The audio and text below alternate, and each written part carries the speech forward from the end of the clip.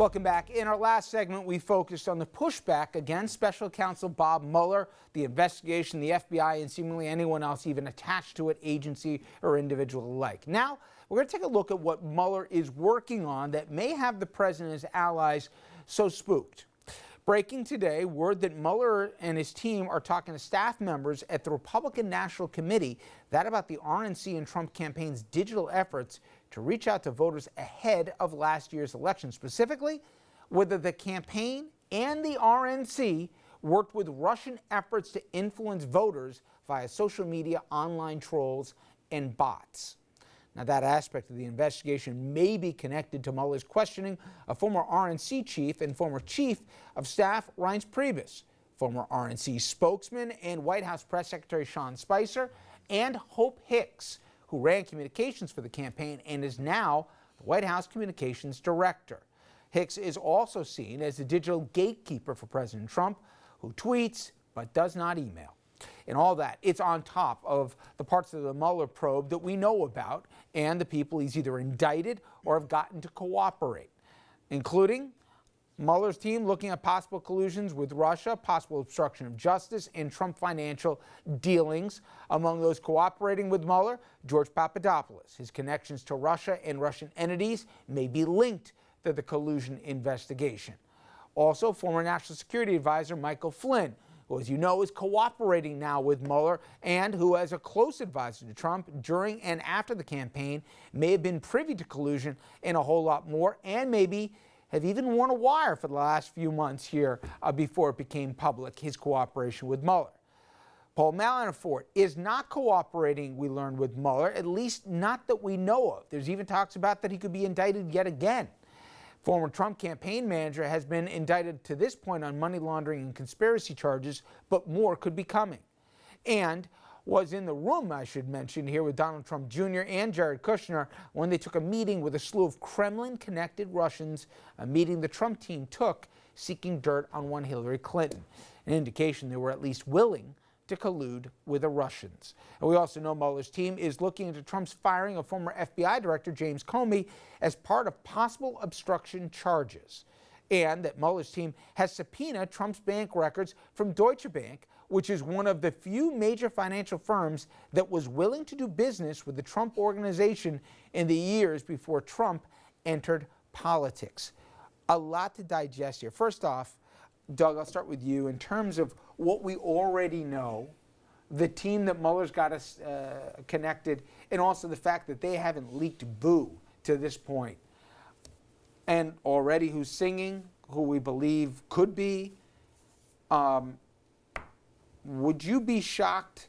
Would you be more shocked if Mueller didn't have a smoking gun on Trump, or that Mueller doesn't have much of anything to this point? There's just no way of telling any of that. This is such a professionally run prosecution, or investigation, I should say, that there are no leaks. And we're all looking at pieces, we're trying to read the tea leaves. I have no idea what he's doing. I mean, what I do know is that whatever should be looked at will be looked at. Because he's actually, if you look at all the people and where you can see publicly what he's investigating, he's hitting everything. So nothing would shock me. When we saw basically the no-knock raid into Manafort's house in the early morning hours because they were afraid of destroying evidence or whatever, Flynn, who's cooperating fully here right now, and there's a lot of leverage points with Flynn's son and other things included, do you think at the end of the day, whatever there is, Mueller's going to come provide it, or do you think that it'll be, well, it sounded good, a lot of sound and fury, but really signifying nothing? I tend to think that this is a very significant investigation. I participated in federal criminal matters where we've had hundreds of boxes of evidence. This is going to go far beyond that. So you're looking at terabytes and terabytes of information. You couldn't put them all in boxes. Do you believe, Mayo, that the financial dealings, not the last 6 months of the campaign, but well prior to Trump, have already or are in the process of being poured over by this investigative team? I'm quite sure, because you're looking for connections, and those connections don't have to have occurred only within the last year or so.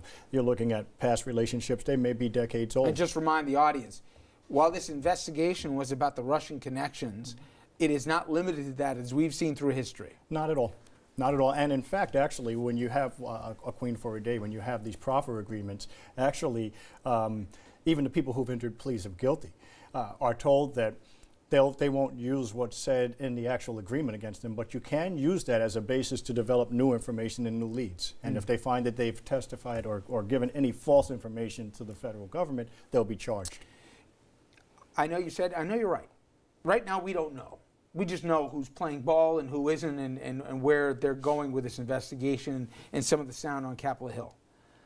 But we have pattern of behavior as it relates to this president from a year in office and certainly in a lifetime of the public eye. He looks out for number one at every single turn. And if he feels that he's being threatened, he'll take certain actions. If he feels there's nothing there, he'll treat it differently. He certainly is coming across as somebody who is making all the sounds that he thinks this is a rogue investigation, that they're out to get him and everything else. He certainly is coming across, if this was a jury trial, as somebody with something to hide. And he never did anything where he looked out for anyone. He's gone out of his way to protect Russia at every single turn. To that point, following that thread, Doug, I'm saying right now, I don't care what his legal team is advising him not to do. I think there's certain devils on the shoulder here in that Oval Office who are saying, fire Mueller, fire him now before it's too late. Look what happened with Nixon. Look when the thing dragged out here. We could have a bloody Sunday. We could have everything else. I believe he's either going to fire him, he's going to fire Rosenstein, put somebody else in there at the FBI, or he'll try and get Sessions in a perfect way to get out of the AG's office so he can put his own guy in there to end the thing himself. I don't think that we've seen the craziest chapter yet in all of this. I don't think it's going to come to the point where he releases his findings in a Senate hearing and all this. I think the president or his team is going to do something before we get to that point. Do you think I'm wrong? No, I don't think you're wrong, and especially his prior history of firing Comey. Everybody was shocked beyond belief. You don't think he's thinking about it now. And there could be a reason why he's acting this way. He could feel that he's just being put upon, picked on. It could be there. But any good attorney would say, don't do it, don't do it. I think he's his own counsel. And that's always the scariest kind, right? Absolutely. And it's interesting also, it seems to be coordination with state prosecutors. So even if they fire him, it doesn't help them.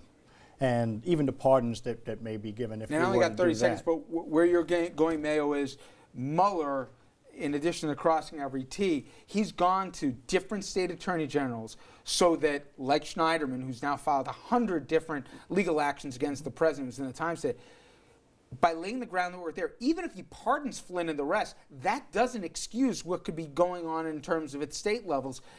He can't make this go away even if he wanted to. No, and the difference between a federal investigation and local police stopping somebody at a car stop is that they didn't have time to do a full investigation. A lot of that happens after the fact. Here, you've had meticulous efforts to get all the information and lay everything out. So real short here, even if he put the kibosh, fired everybody, and Congress held the nose, it's still going to get out. Whether it's leaked, those documents, all the information gathering, it won't go poof in thin air, right? I'd be shocked if it does. Okay, coming up next.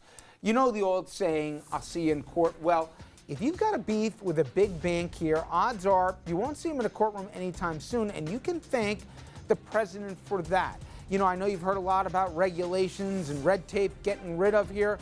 It's true, it's happened here, but how this will change the legal battlefield here with binding arbitration and so much more, we'll explain what that means to you, from everything from your bank statements to even the safety of your food. Stay with us. We'll be right back.